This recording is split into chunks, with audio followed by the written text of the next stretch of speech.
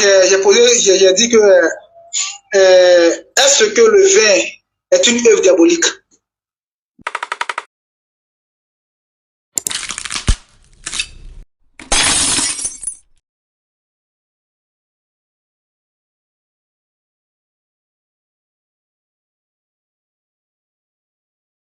Frère.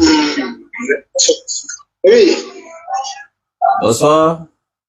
Bonsoir, mon frère. Bonsoir, comment tu vas? Ouais, je vais très bien. Et chez vous? Super, ça va. Ok. D'accord, je me présente Oussad Ouattara Ibrahim de la DDR, appelé sur le réseau Le Laboratoire. Vous êtes qui? D'accord. Vous pouvez vous présenter aussi? Ok, moi c'est le frère Franck. Oui. Voilà. Je suis au Maroc précisément. Vous êtes au Maroc précisément? Ouais. D'accord. Donc vous avez envoyé des questions sur mon WhatsApp et vous voulez des éléments de réponse, c'est ça? Voilà. La dernière fois, je vous ai posé les mêmes questions. Bon, comme mon téléphone était réglé, c'est un 6 mots d'éphémère. Donc, du coup, à partir de 3 à 4 jours, là, les messages se suppriment seul, tu vois. Et vous m'avez demandé de réenvoyer le message. Voilà pourquoi je vous ai écrit le message. Ok, d'accord. Voilà, pour comprendre certaines choses, au fait, tu vois. Exactement. D'accord. Vous êtes chrétien, non? Bien sûr.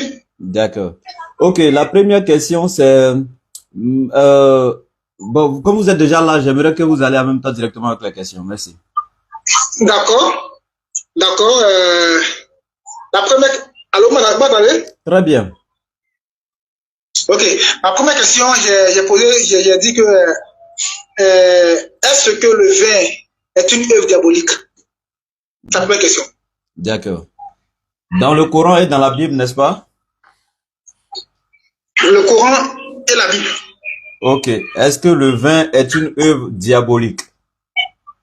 Voilà. D'accord, il n'y a pas de souci. Je commence par le Coran comme c'est mon livre saint. Et puis parachuter avec la Bible. D'accord. Ok. Bon, vous savez que dans le Coran, en ce qui concerne le vin... Allô, vous m'entendez? Allô? Oui, allô, vous m'entendez?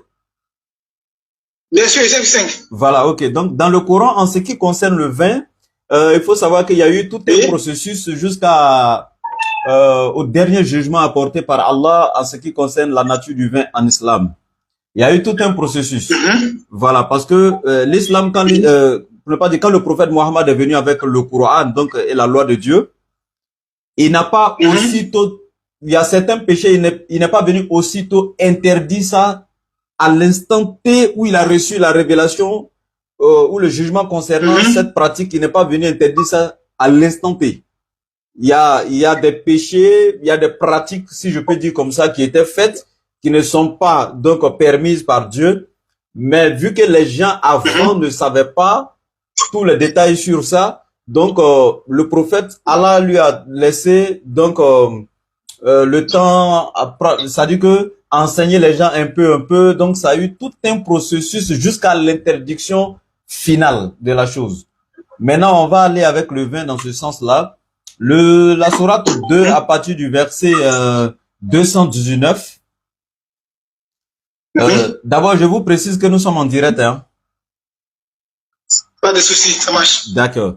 Donc, dans la sourate de 219, Allah il dit Yas'alunaka 'anil khamr wal maisir qul fihima ismun kabirun wa manafi'u lin-nas wa ismuhuma akbaru min naf'ihima.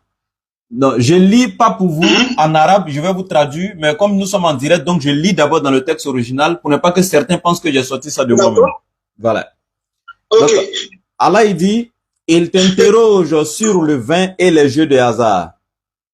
Donc Allah il parle à son prophète en disant au prophète, il t'interroge sur le vin et les jeux de hasard. Dis, dans les deux, il y a un grand péché et quelques avantages pour les gens. Mais dans les deux, le péché est plus grand que l'utilité. Donc, voici un premier verset concernant donc la nature du vin. Et ici, Allah est clair. Et dit dans le vin, certes, il y a une utilité dans le vin pour les gens, mais il y a aussi un grand péché dedans. Et le grand péché, donc, est plus que l'utilité que les gens ont dans le vin. Donc, pour dire quoi, je prends un exemple de l'utilité. Quand le prophète alayhi salatu wassalam est venu, il a trouvé que à Médine comme ça, la plupart des Arabes avaient pour promesse la vente du vin, les boissons alcoolisées, c'est ce que les gens vendaient. C'était un grand commerce pour eux. Donc, la majorité de ces personnes vivaient de ça. Il y en a qui avaient d'autres utilités dedans. Par exemple, ceux qui vendaient, eux, vivaient de ça. Ceux qui achetaient, eux, bon, d'après les gens, quand tu bois, ça te fait au moins temporairement oublier tes soucis. Voilà. Bon, en tout cas, chacun avait son importance dedans à sa manière. Il y avait ceux qui étaient aussi entre les comment on appelle, les fabricants et puis les consommateurs. Donc, eux, ils étaient là, eux aussi, ils vivaient, ils partaient, ils achetaient, ils partaient. Donc, chacun faisait son petit commerce, chacun gagnait son petit gombo dedans. Donc, Allah, il dit, oui, il y a certes une utilité dedans pour vous, mais le péché qui est dedans est plus grand que l'utilité. Et on prend par exemple, certes, toi, tu payes ça, et tu fabriques ça pour vendre, pour subvenir à tes besoins. Mais celui qui a acheté, qui a bu, après avoir bu, peut-être qu'il allait tuer toute la famille de quelqu'un sous l'effet de l'ivresse. Tu vois? Toi, quand tu as vendu, tu as eu de l'argent, certes, ça t'a servi à d'autres choses pour subvenir à certains besoins de ta famille. Mais alors que la conséquence est pire. Par exemple, il y a quelqu'un qui a bu là, sous l'effet de l'ivresse, lui, il a fait un accident mortel, il est mort. Quelqu'un, lui, il a bu, il allait poignarder quelqu'un, il l'a tué. Il y en a même qui vont boire sous l'effet de l'ivresse, aller tuer toute une famille complète, etc. Donc, Allah, il dit ici, le péché même qui est dedans est plus que l'utilité. Quand tu regardes aujourd'hui dans le monde, les causes des accidents et puis les conséquences de l'ivresse, les gens qui boivent, hein, quand tu regardes le taux d'ivresse et les conséquences de l'ivresse dans le monde, c'est pas la peine. Tu vas te renseigner, que ce soit dans les documents de l'OMS, etc., même avec les médecins sur place, etc. Renseigne-toi un peu. Les conséquences de l'ivresse et le taux même d'ivresse aujourd'hui dans le monde, c'est que ça cause. Donc, et après ce verset, on va aller dans la sourate 4 à partir du verset 43. Dans la sourate 4 à partir du verset 43, Allah dit, Ya ayyuhallazina amanu, la taqrabu as-salata wa antum sukara hatta ta'lamu ma taquluna. Donc, Allah il dit ici dans ce verset au prophète, dis-leur, et dit, oh les croyants, et dit, ne vous approchez point de la salat lorsque vous êtes en état d'ivresse, jusqu'à ce que vous sachiez ce que vous dites. C'est-à-dire jusqu'à ce que vous soyez sobre. Donc quand tu regardes ce deuxième verset, d'abord dans le premier verset dans la sourate 2, Allah a montré plus que l'utilité, ça fait 1. Deuxièmement, dans la sourate 4, il va dire maintenant au prophète de leur dire, s'ils continuent à boire, c'est quelque chose, ils sont déjà habitués à ça, c'est dans leur sang. Tu ne peux pas leur dire du jour au lendemain, arrêtez de boire immédiatement. Il y en a qui vont mourir. Ça va créer même des problèmes de santé à certaines personnes. Parce que c'était déjà dans leur sang, ils étaient enracinés dedans. Donc tu ne peux pas casser le rythme un coup comme ça. Donc Allah, tellement qu'il est miséricordieux, il ne nous impose pas un fardeau qui est au-dessus de nos capacités. Il va dire, il va donner un processus, il va dire maintenant au prophète, dis-le. Mais, bon, qu'il s'arrange avant l'heure de la prière de stopper certaines choses pour que déjà quand l'heure de la prière arrive, faudrait pas qu'il soit ivre, faudrait qu'il soit sobre, au moins dans la prière. Donc quand ce verset est révélé, toi tu sais automatiquement, bon, comme je dois prier dans 1 heure de temps, bon, je peux prendre juste un peu, tu sais déjà la quantité que tu vas prendre pour que d'ici l'heure de la prière, tu sois pas ivre, etc., etc. Donc du coup, les gens savent que c'est pas catégoriquement interdit d'abord, mais moi il y a des limites, etc., etc. Maintenant, ça c'était dans la sourate 4, verset 2e, verset 43e. Maintenant, Allah, dans la sourate 5, Là, il va apporter l'interdiction formelle maintenant. En ce moment, le prophète a déjà prêché pendant un bon moment. La foi y est installée. Les gens ont connu maintenant certains détails. Les gens maintenant se sont imprégnés de la loi de Dieu, etc. La crainte de Dieu a commencé à s'installer. Donc, on peut maintenant leur interdire la chose de façon catégorique, de façon formelle. Maintenant, qu'est-ce qu'Allah va dire dans la sourate 5 à partir du verset 90? Il dit, Ya ayyuhalla'akum tuflihun. Allah, il dit, oh les croyants, le 20. Allô, tu m'entends? Allô? Je suis là, je suis là. Ok, d'accord, il n'y a pas de souci. Donc, Allah, il dit, oh les croyants, le 20, le jeu des hasards, les pierres dressées, les flèches de divination ne sont qu'une abomination, œuvre du diable. Écartez-vous-en afin que vous réussissiez. Donc, dans ce verset-là, Allah, il demande maintenant de s'en écarter, catégoriquement. Là, il dit pas non, ne soyez pas en état d'ivresse lorsque vous priez. Non. Là, maintenant, il interdit formellement. Il dit, écartez-vous-en. Et il dit quoi? Ce n'est qu'une abomination, œuvre du diable. Donc, cela répond à ta question. Est-ce que le vin est une œuvre diabolique? Oui. Sourate 5, 90, Allah, il dit, c'est l'œuvre du diable. Et Allah, il dit quoi? Une abomination. Et écartez-vous-en afin que vous réussissiez. C'est qui veut dire, celui qui ne s'écarte pas ne réussira pas.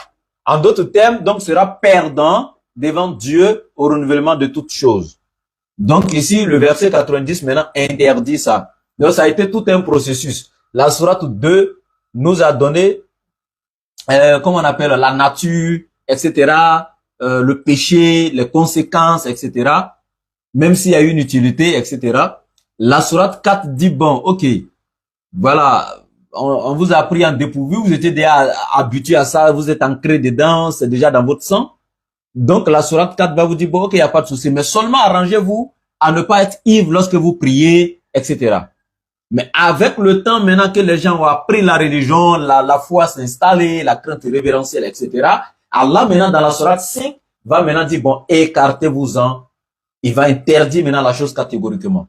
Maintenant, au verset 91, Allah continue en disant, Innama yuridu shaytanu an yuqi'a baynakumul adawata wal bardo'a fil khamri wal maisir wa yasuddakum an dhikrillahi wa anis salah. Fahal antum muntahun. Donc Allah dit, le diable ne veut que jeter parmi vous à travers le vin et le jeu des hasards, l'inimitié et la haine, et vous détournez d'invoquer Allah et de la salat. Allez-vous donc y mettre fin?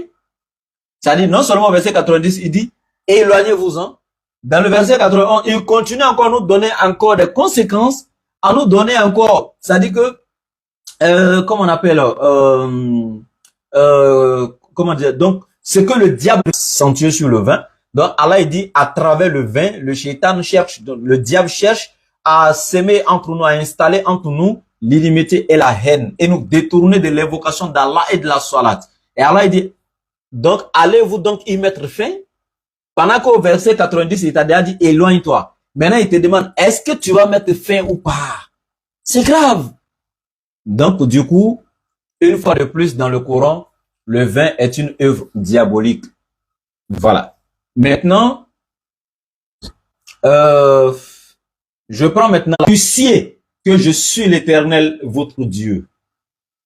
Donc, voici un verset qui est clair. L'Éternel parlant aux enfants d'Israël, vous n'avez point mangé de pain et vous n'avez bu ni vin ni liqueur forte, afin que vous connaissiez que je suis l'Éternel, votre Dieu. Proverbe 23, verset 31. Voici ce qu'il dit. Ne regarde pas le vin qui paraît d'un beau rouge, qui fait des perles dans la coupe et qui coule aisément. Donc, tu vois, ça dit que ce passage parle de la beauté. Quand tu regardes le vin bien rouge dans un verre en cristal transparent, tu vois que c'est bien joli, c'est attirant, oui. Mais ce passage te dit, ne regarde pas ça. Lévitique 19 te dit, tu ne boiras ni vin, ni boisson enivrante, toi et tes fils avec toi, lorsque vous entrerez dans la tente d'assignation de peur que vous... Allô? Oui, alors je suis là, je vous écoute. Tout à l'heure, vous avez bien dit tout à l'heure, Lévitique combien? Lévitique 10, verset 9. Oui, il a dit quoi? Ok. Et dit, tu ne boiras ni vin, ni boisson enivrante. Oui. Toi, tes fils avec toi, lorsque vous entrerez dans la tente d'assignation, de peur que vous ne mouriez, ce sera une loi perpétuelle parmi vous. Ici, s'il vous plaît, s'il vous plaît, s'il vous plaît, s'il vous plaît, s'il vous plaît. J'ai pas encore fini, donc s'il vous plaît. Quand je finirai, vous allez poser vos questions. Donc ici, dans ce passage, la tente d'assignation ici, c'est un lieu consacré par l'Éternel. Allah, il parlant ici, dans le verset, il dit à celui à qui il a, c'est la personne qu'il a investi. Donc, à rentrer lui et sa descendance. Par exemple, comme je prends par exemple Aaron, le frère de Moïse, dont lui et sa descendance seront sacrificateurs pour l'Éternel. Quand tu regardes Luc chapitre 2, Luc chapitre 1 nous parle de Zacharie et sa femme Élisabeth qui étaient des sacrificateurs, donc, et sa femme Élisabeth descendante donc parmi les filles de Aaron. Donc ici, Allah il parle donc du sacrificateur. Il dit, toi et tes enfants, vous ne boirez ni vin, ni liqueur forte lorsque vous rentrerez dans la tente d'assignation. Tu vas comprendre quelque chose. Quelqu'un va te dire ici, mais non, il parle pas de tout le monde en général. Il parle de telle personne et sa descendance lorsqu'il rentre dans la tente d'assignation. Allah, il parle de quelqu'un ici à qui il a confié une fonction, un prêtre ou celui, ou peut-être Aaron et sa descendance, etc. Et il ne doit pas boire, etc. Quelqu'un va t'expliquer comme ça, mais il parle pas de tout le monde en général. Seulement que il faut méditer sur la parole de Dieu. Et tu vas comprendre. Donc, il y a des versets qui vont suivre. Voilà. Je prends pas juste ce seul verset. Avant lui, il y a cité Deutéronome 29:6, où Allah dit, vous n'avez point mangé de pain et vous n'avez bu ni vin ni liqueur forte, afin que vous connaissiez que je suis l'Éternel votre Dieu. Ça veut dire quelque chose. Parce qu'ils n'ont pas bu de vin ni de liqueur forte, ils ont connu que l'Éternel est leur Dieu. Celui qui boit ça, quelle est sa fin, quelle est sa finalité? La Bible va nous dire. Et j'ai donné Proverbe 23:31. Je viens de donner Lévitique 19. On va aller pas à pas. Nombre 6, verset 3. Il s'abstiendra de vin et de boissons enivrantes. Il ne boira ni vinaigre fait avec du vin, ni vinaigre fait avec une boisson enivrante. Il ne boira d'aucune liqueur tirée des raisins et il ne mangera point de raisins frais ni de raisins secs. Quelqu'un me dira encore, non, ici l'Éternel est en train de parler à une personne. C'est pas à tout le monde. On va continuer et vous allez comprendre quelque chose. Luc 1:15. Il dit, car il sera grand devant le Seigneur, parlant de Jean-Baptiste. Il ne boira ni vin, ni liqueur enivrante, et il sera rempli de l'Esprit Saint dès le sein de sa mère. Voici un passage, par exemple, qui va nous faire réfléchir un peu. Il dit, car il sera grand devant le Seigneur, ça dit Jean-Baptiste. Il sera grand devant le Seigneur. Il ne boira ni vin, ni liqueur enivrante, et sera rempli du Saint-Esprit. Ça dit, quand l'Éternel dit qu'il sera grand devant le Seigneur, et ce qui va faire qu'il sera grand devant le Seigneur, là, l'Éternel donne maintenant les caractéristiques pour venir. Et dit, il ne boira ni vin, ni liqueur enivrante. Et il sera rempli du Saint-Esprit. Attends, donc aujourd'hui, si un chrétien prétend être rempli du Saint-Esprit comme Jean-Baptiste, il doit ne pas avoir quoi à l'intérieur de lui? Ni vin, ni liqueur enivrante. Pour être rempli du Saint-Esprit, tu ne dois pas consommer ça. Pour être grand devant l'Éternel, tu ne dois pas consommer ça. Certes, l'Éternel parle ici à Jean-Baptiste, mais c'est pour tous les hommes de Dieu que cet enseignement est donné. Si on doit aller sur cette base, l'Éternel a donné des enseignements, prenant des exemples sur des personnes individuelles, mais malgré que c'est un exemple qu'il prend sur des personnes individuelles, mais l'enseignement est pour tous les hommes de Dieu. Mais il prend l'exemple sur les têtes, les exemples des prophètes, pour que toi tu saches que si tel est le cas du prophète et moi, Parce que lui, il est la tête. Donc ici, regardez très bien, le verset dit, Jean-Baptiste ne boira ni vin, ni liqueur forte, ni liqueur enivrante. Et il sera grand devant l'Éternel et rempli du Saint-Esprit. Donc toi qui es chrétien aujourd'hui, qui bois les liqueurs enivrantes, etc., tu peux plus venir nous dire que tu es grand devant Dieu et que tu es rempli du Saint-Esprit. Non. Parce que la condition pour que Jean soit grand devant Dieu et qu'il soit rempli du Saint-Esprit, c'est qu'il ne boira ni vin, ni liqueur forte. Donc Jean a été choisi directement par Dieu. Lui, il est connu. Malgré ça, pour être rempli du Saint-Esprit, être grand devant l'Éternel, l'Éternel lui interdit de consommer le vin, les liqueurs enivrantes, etc. Donc toi, simple chrétien, aujourd'hui, tu peux pas te lever un matin, boire, remplir ton ventre, saouler, et puis tu vas te lever pour dire non, j'ai le Saint-Esprit, je suis grand devant Dieu. C'est impossible. Maintenant, la question qu'on se pose, si le vin, les liqueurs enivrantes, là, toutes ces choses-là étaient de bonnes choses venant de Dieu et non du diable, comment ça se fait que l'Éternel dit, Jean, qui sera son ami rempli du Saint-Esprit, grand devant lui, ne doit pas faire usage de ces choses-là? Va-t-il interdire quelque chose à Jean qui était bon, qui vient de lui-même encore? Non. Voilà. Maintenant, tu vas voir des versets dans la Bible, que ce soit dans le Nouveau Testament et autres, qui autorisent les boissons enivrantes et autres. Ben, par exemple, Paul, lui, il autorise, mais lui, il donne le juste milieu. Il dit non, il faut boire juste un peu. Juste un peu. Voilà, ne fais pas excès. Il y en a dans la Bible, nous, on n'en disconvient pas avec. Le Coran interdit ça formellement. Il y a des versets dans la Bible, depuis l'Ancien Testament, quand tu les prends, tu vois que l'Éternel ne veut pas du vin, toutes les boissons enivrantes. Il a interdit ça aux personnes qu'il a choisies pour son travail, ses prophètes, les prêtres, les sacrificateurs parmi les enfants d'Israël et même leurs descendants. Il leur a interdit ça. Donc ça peut pas être quelque chose qui est bon et puis Dieu va interdire aux personnes qu'il a choisies qui doivent œuvrer pour lui. Ça peut pas être quelque chose qui vient de lui qui est bon et puis il va interdire ça à ces personnes-là. Voilà. Donc, si ces personnes sont des exemples pour vous, naturellement, vous devez tout simplement suivre leur exemple. Voilà. Donc, voici un peu côté courant qui dit c'est une œuvre diabolique, il n'y a pas de débat.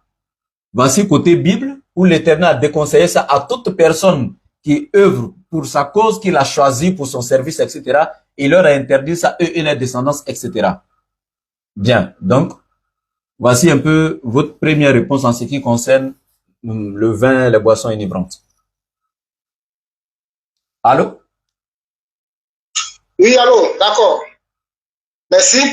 Excusez, hein, il y a quelqu'un qui dit que ça bug là. Oui, ça bug parce que je suis au village. Le réseau n'est pas stable au village. Je ne suis pas à Abidjan, donc c'est normal. Les directs ici, c'est comme ça. On va se débrouiller, on va faire avec. Merci. Oui, frère, je vous écoute. Ok, d'accord. Merci beaucoup pour l'éclaircissement. Voilà. Je vous ai entendu parfaitement. Voilà. J'ai une question encore une question sur ce que vous venez de dire tout à l'heure. La question est que, est-ce que le vin, ma question, est-ce que le vin a été créé par Dieu ou par le diable? Le vin n'a pas été créé par Dieu. Les choses à travers... Écoutez très bien. Voilà. Je peux répondre?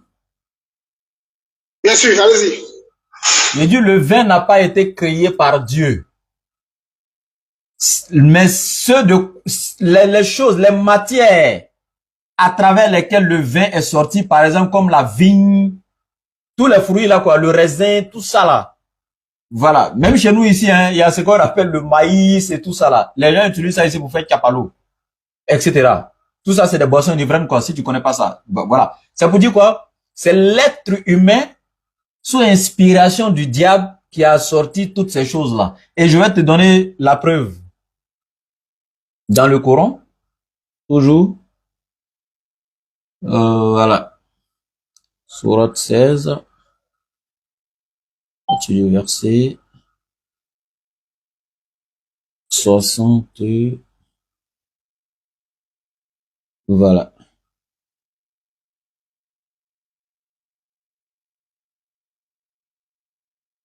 Voilà.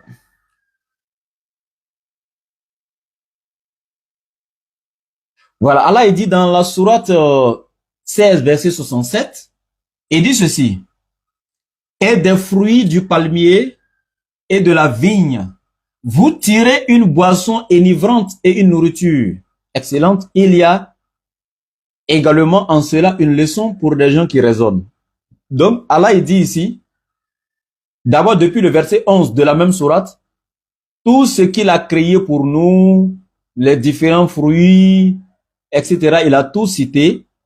Ben, au verset 67, il dit maintenant, vous avez, c'est-à-dire vous les êtres humains, et dit, vous avez tiré des boissons enivrantes de ces choses qu'Allah a créées pour vous, comme par exemple les fruits du palmier, de la vigne, etc. Il dit, vous avez tiré des boissons enivrantes, comme le bandji et tout ce qui va avec. Donc c'est l'être humain. Voilà, Allah il nous a donné les fruits, mais tirer maintenant une boisson enivrante de ça, ça c'est nous. C'est ce qu'Allah il vient de dire. Il dit, c'est vous qui avez tiré ça, c'est pas Dieu. Voilà. Oui, vous êtes là?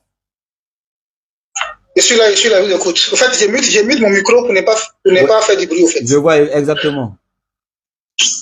Maintenant, voilà. Si vous voulez donc, savoir pourquoi les fruits qu'Allah a créés, le raisin, la vigne, toutes ces choses-là sont...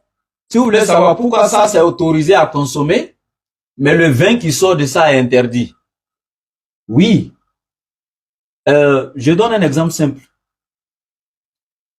Nous savons que peut-être si vous êtes un homme marié, un homme quand tu as épousé une femme, ta femme là, c'est ta femme. Devant Dieu, elle t'est licite. Tu peux faire tous les rapports que tu veux avec elle parce que c'est ta femme.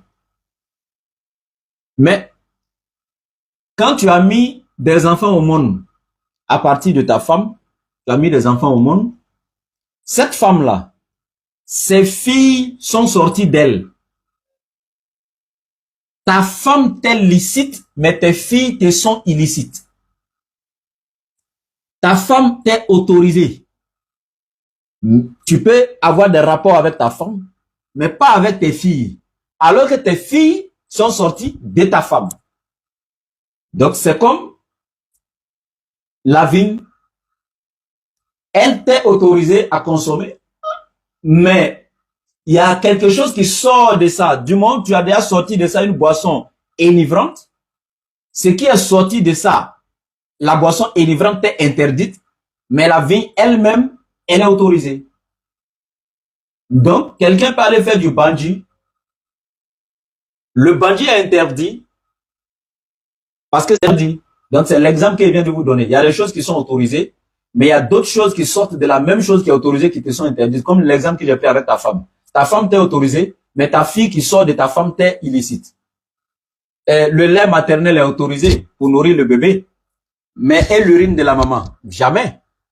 Alors que le lait sort de la mère, ça c'est autorisé, mais l'urine aussi sort de la mère, mais ça c'est interdit. Voilà. Merci. Ok, merci. Voilà. Donc si je vous ai bien compris, vous avez dit le vin un peu, je suis un peu vos vidéos. J'ai regardé une vidéo où le frère Oussa Diané a fait un débat avec une femme et il a dit le fait que Dieu autorise l'homme à boire dans le vin et dans la Bible, voilà. Il a pris le verset, il a pris le passage de Proverbe 31, verset 6 à 7, si je peux lire. Voilà.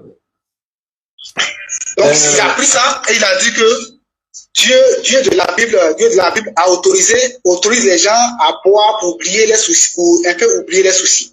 Donc, du coup, la Bible est forte. Non, cette question d'Oussas Diané là, bon, oui. J'allais te dire peut-être que Diané serait mieux placé pour te répondre. Ça fait un. L'esprit. Non, je viens. Oui, je viens lui expliquer. L'esprit avec lequel Diané a dit, c'est lui qui sait. Voilà. Maintenant, moi, ce que je peux dire en concernant ça, Proverbe 31, verset 6 okay. Là. Oui. Ce n'est pas un ordre de l'Éternel. C'est une dame, c'est une femme qui est en train de dire ça à son enfant. Qui est déjà à parler, mais c'est pas Dieu qui autorise en fait. Et voilà pourquoi. Voilà. Et comme vous avez bien dit, si la femme a parlé, que Dieu n'a pas parlé, la parole se trouve dans la Bible.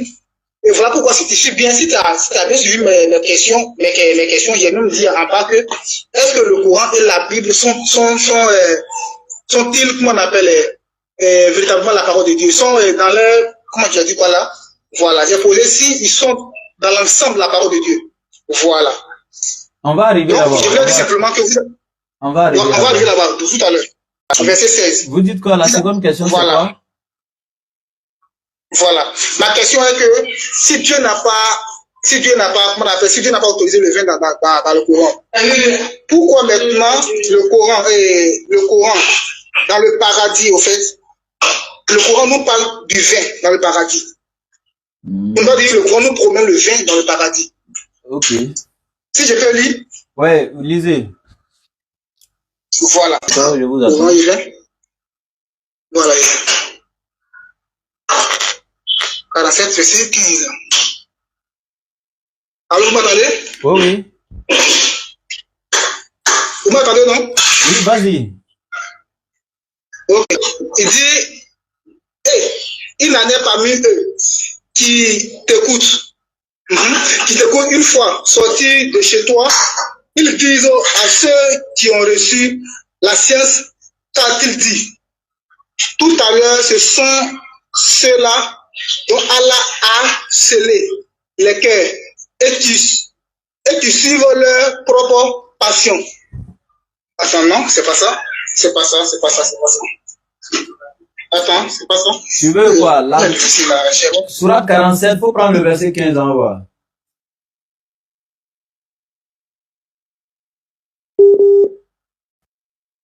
Pas encore.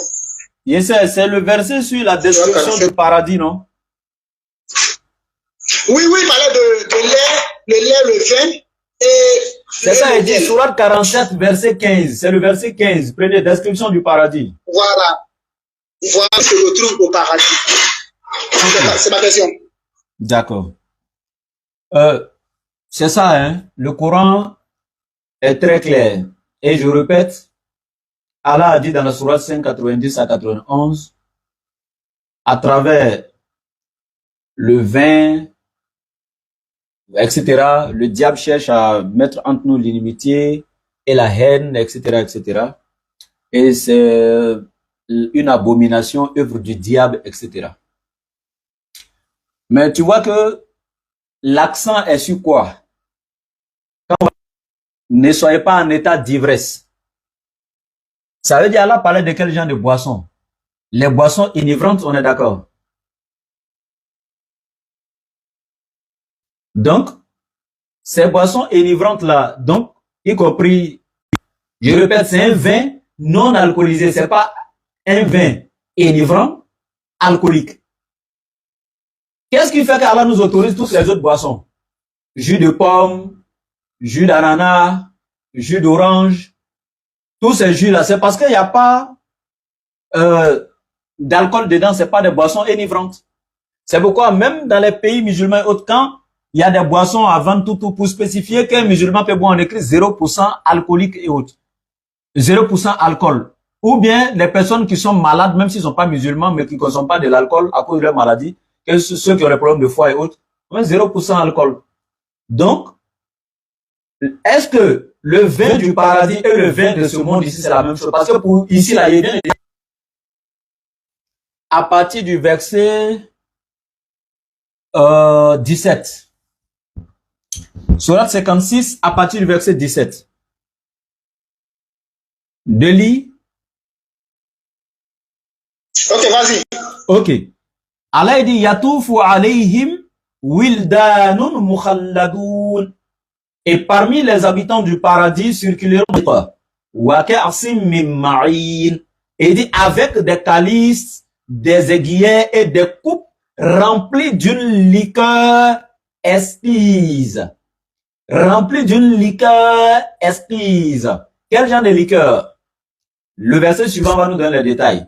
لا يصدعون عنها ولا ينزفون. Et dit, Allah il donne les détails, la description de ce vin du paradis là. Et dit, c'est une boisson, lorsque tu prends, ils ne seront ni déprimés, il n'y a pas de dépression, ils ne seront ni déprimés, ni enivrés. Donc, c'est une boisson non alcoolisée qui n'a rien à voir avec le vin de ce monde. Parce que dans ce monde ici, là, l'islam autorise toutes les boissons non alcoolisées. C'est toutes les boissons qui ne sont pas susceptibles d'énivrer quelqu'un. L'islam a autorisé ça ici. Nous, on n'a pas de problème avec ça. Et ce sont ces mêmes boissons non alcoolisées. Nous allons procéder. D'accord. Voilà, nous allons avancer. Ok. Voilà. Parce que j'ai posé la question sur la première question sur le vin à cause de la vidéo du frère Oustad Yamé. Voilà. Donc maintenant, ma deuxième question est la suivante. Est-ce que la Bible et le Coran sont-ils dans la totalité la parole de Dieu? Ok. J'ai un petit creux. Voilà. La question qui est là. J'ai dit ça en direct. Je disais que... En ce qui concerne le Coran, je commence par là parce que c'est mon livre saint. Le Coran est entièrement la parole de Dieu, il n'y a pas de débat. C'est le seul livre à la surface de la terre qui ne contient aucune incongruité, aucune ambiguïté, également aucun être humain sans ambiguïté. C'est dans le Coran que tu auras des réponses sur le but de la création de l'être humain sans ambiguïté.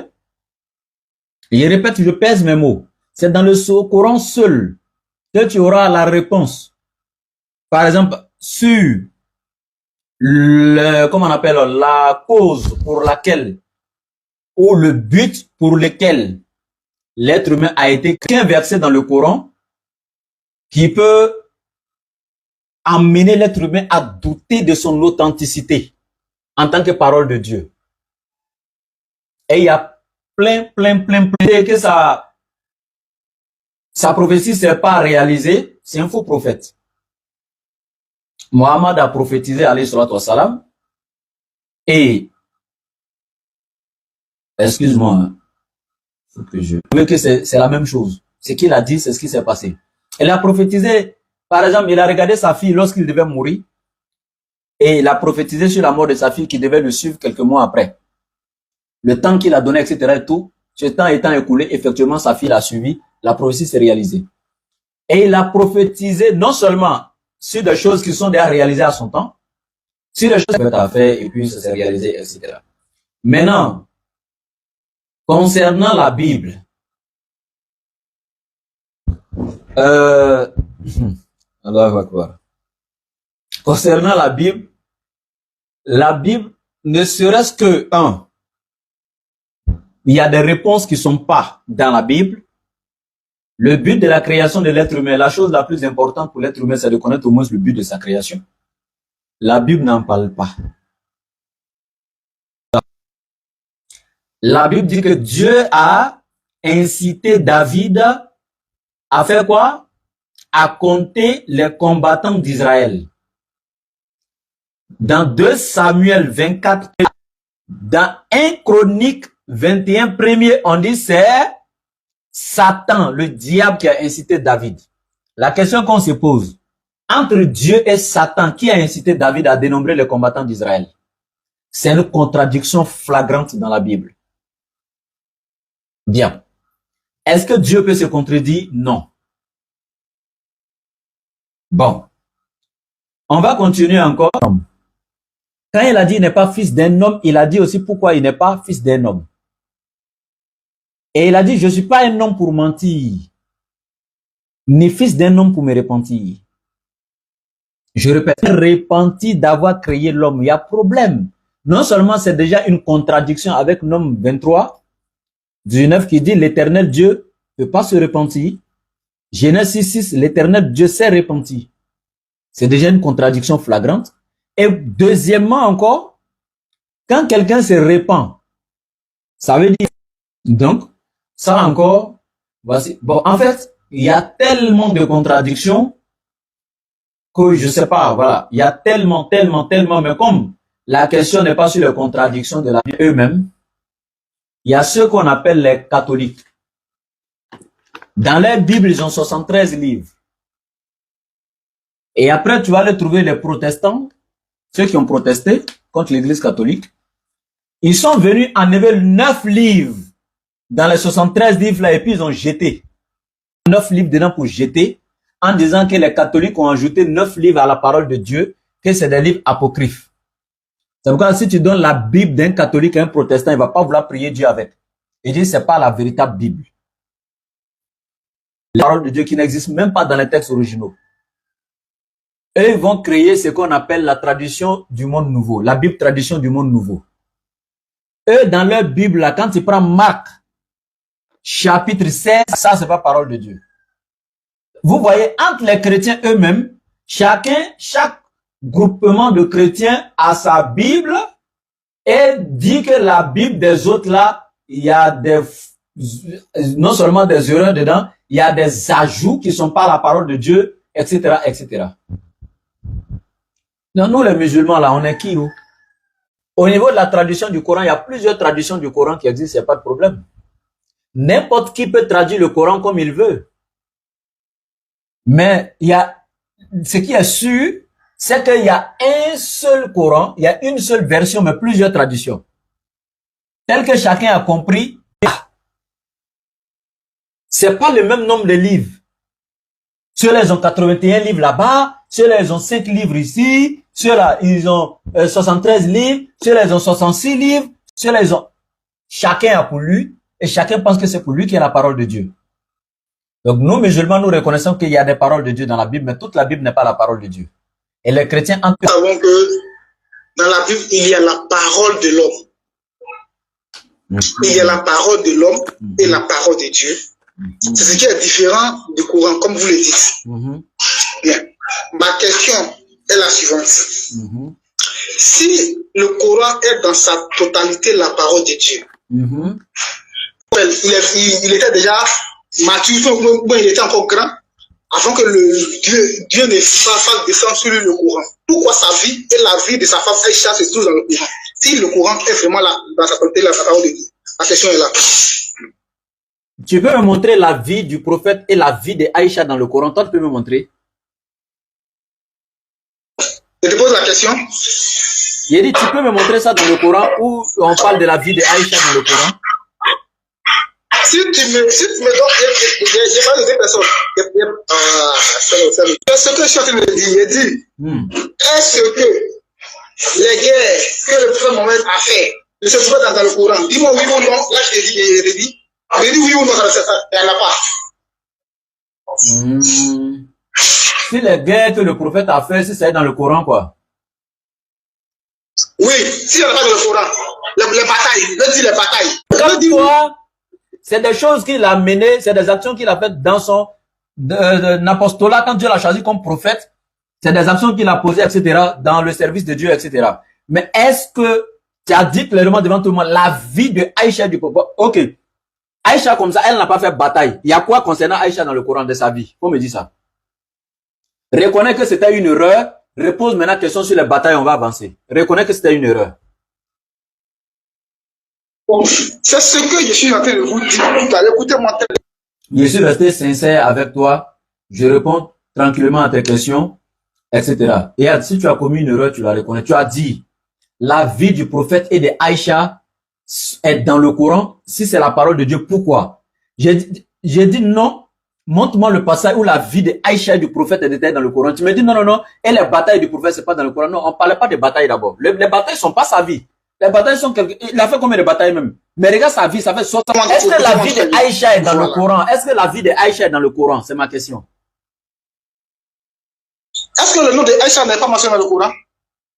Est-ce que la vie de Aïcha est dans le Coran? Maintenant, tu vas me donner le verset aussi où son nom est cité. En fait, tu es en train de te couler pour aller même toi-même seulement. Tu me donnes où son nom est cité? Où son nom est? Aïcha dans le Coran, où est son nom? Il fallait que nous finissons dans la bonté, ok? Arrête de comment appelle? De crier à haute voix. Tu vois, nous allons le doucement. Attends, s'il te plaît, attends, Franck, attends, s'il te plaît. Avec tout le respect que j'ai pour toi, faut pas me parler comme ça, faut te calmer. Jusqu'à preuve du contraire, je suis honnête avec toi, je t'ai respecté, C'est moi qui te donne rendez-vous, je t'appelle dans mon live pour te donner des réponses à tes questions. Et jusqu'à preuve du contraire, jusqu'à maintenant, je suis resté. Ça ne parlait pas de bataille, tu dis leur vie. Quand on parle de la vie de quelqu'un, il y a toute sa biographie. Alors que ça, c'est pas dans le Coran. Ça fait un. Deuxièmement, il t'a dit, bon, si tu veux essayer de te rattraper pour le prophète en disant, bon, c'est bataille, ok. Et Aïcha qui n'a pas fait de bataille, où est elle sa vie dans le Coran? Tu me dis son nom n'est pas cité, tu as vu son nom où? Montre-moi également son nom. Tu me dis, je crie pas, hein. Je suis en train d'insister sur ce que je dis. Comme je vous l'ai dit, au début, je vous ai dit que moi, je vous suis. Voilà. Mais ce que j'essaie, peut-être que si ce n'est pas dans le, peut-être que je me dis trompé que ce n'est pas dans le courant, peut-être que c'est dans les articles, à ce que je sache. Mais, voilà, j'insiste. Peut-être que j'ai dit que ça est la vie de Aïcha se trouve dans le courant. Là, il n'y a pas de problème. J'insiste en disant que vous avez parlé de le Coran est la totalité de la parole de Dieu. Et voilà pourquoi j'ai mentionné ces deux personnalités. Vous voyez. Donc si la vie de Aïcha me dit maintenant, mon frère, montre-moi dans le Coran où ça se trouve. Moi, j'ai posé seulement la question, pourquoi les vies se trouvent dans le Coran? Là, on me dit, ah frère, les vies ne sont pas dans le Coran, mais c'est dans les hadiths. Il dit, il n'y a pas de souci. Et nous, du prophète se trouve dans le Coran, si le Coran est dans sa totalité la parole de Dieu. Voilà. Peut-être que j'ai dit la vie de Aïcha est dans le Coran. Pourtant, c'est dans les hadiths. Une erreur. Parole de Dieu. J'aimerais savoir d'abord, y a-t-il la vie du prophète de Aïcha dans le Coran? Tu aurais eu ma réponse. C'est une question, j'allais répondre. S'il avait dit oui, tu allais me dire maintenant, voilà. Mais pourquoi il y a la vie maintenant du prophète d'Aïcha dans le Coran, ainsi de suite, ainsi de suite. Mais tu n'as pas demandé, tu as affirmé. Si le Coran est la parole de Dieu, pourquoi il y a la vie d'Aïcha? Donc c'est comme si toi tu as vu la vie. Moi aussi, il n'ai jamais. Il n'était pas parce que l'Éternel a parlé des batailles que ces prophètes ont fait là dans la Bible, que c'est faux. Les prophètes l'ont inventé parce que Dieu, non. Nous, on n'était pas là-bas quand le prophète a fait ses batailles. Donc, le prophète, de son vivant, il a fait ses batailles. Allah en a parlé de certaines batailles dans le Coran, pas toutes. Je parle par exemple de la sourate Ahzab, qui parle de la dernière, la plus grande de toutes les batailles. Il a fait les batailles et les batailles, Allah a décidé de les mettre dans le Coran, certaines en tout cas, pour que ça serve de leçon et d'enseignement, parce qu'il y a des leçons de moralité dans ces batailles. Ces batailles ont été enseignées et il y a eu des leçons de moralité à tirer. Comme par exemple le verset dans la sourate 3, je crois à partir du verset 140, surtout Allah il dit, Wama parti, y compris les Moussa ibn Omer, etc.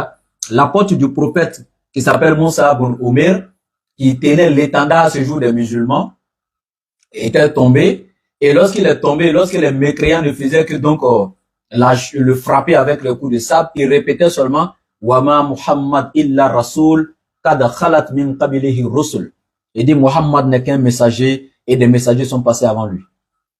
Et Allah a pris cette phrase-là et il a fait ça un verset coranique. Donc, quand tu vas maintenant à l'enseignement, tu tires beaucoup de leçons de moralité, beaucoup de leçons, donc, etc., etc.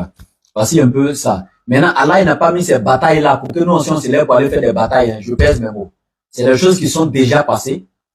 Je prends par exemple comme l'ouverture de la Mecque. Quand le prophète rentrait, le jour il sortait, il est sorti clandestinement de la Mecque avec ses apôtres et autres. L'armement, quoi, tout. C'était une rentrée fracassante, déchirante. Hein? Pas n'importe quelle rentrée. Quand il rentrait ce jour à la Mecque, là, il était en position de force. Contrairement au jour où il sortait. C'est-à-dire, il avait la possibilité de marcher, tuer tous les Mecquois. C'est-à-dire que les dépouiller même de tout. Leur vie, tout. Mais quand lui rentrait, les gens pensaient qu'il allait venir se venger. Et quand il rentrait, il avait la possibilité, parce qu'il était maintenant fort militairement, il avait tout, c'est-à-dire que toute sorte d'armée pour pouvoir marcher sur la Mecque, tuer tous les mécréants. Mais il a fait quoi? Il a répondu au mal par le bien.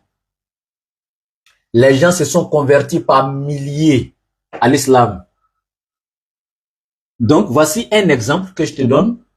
Si Allah parle, par exemple, de ça comme ça. Voilà. Donc, voici un peu ce que je te donne. Mais la vie du prophète n'est pas citée dans le Coran. Et puis, ce que je vais ajouter. S'il te plaît, ce que je vais ajouter. Si le Coran même là, si c'était pas la parole de Dieu, que le prophète voulait mettre sa vie ou bien d'autres choses dedans, on aurait trouvé non seulement lui-même sa vie, sa femme, ses enfants, ses épouses, mais ce qui est bizarre, c'est plutôt la vie de la maman de Jésus et de Jésus qui sont bien racontés dans le Coran. Sa maman, ni son papa, rien. Mais on voit l'histoire de Jésus, sa maman et tout ça. Ça prouve ici que le prophète n'était pas venu chercher, non. Il n'est pas venu inventer quelque chose pour sa famille pour avoir la gloire. Sinon, c'est lui-même les membres de sa famille qui l'avaient mettre. Et non, Jésus, sa maman, etc. deux personnes. Merci. Ok, merci beaucoup. Merci, merci. En fait, j'ai posé juste la question. Avant, la bataille a été menée après le Coran. Je ne sais pas pourquoi maintenant ces batailles-là se retrouvent dans le Coran. Parce que souvent quand je regarde les vidéos, on dit que le Coran a été descendu par une révélation. Voilà, donc c'est-à-dire le Coran est descendu par une révélation. Donc quand le Coran est descendu, l'homme n'est pas prophète, c'est après avoir reçu qu'on appelle le Coran. C'est pendant la révélation du Coran. Ce n'est ni avant ni après. C'est pendant. Parce que le Coran a été révélé sur 23 ans. Le Coran n'est pas descendu comme un seul livre qui a quitté au ciel pour nous tomber au bout. Non.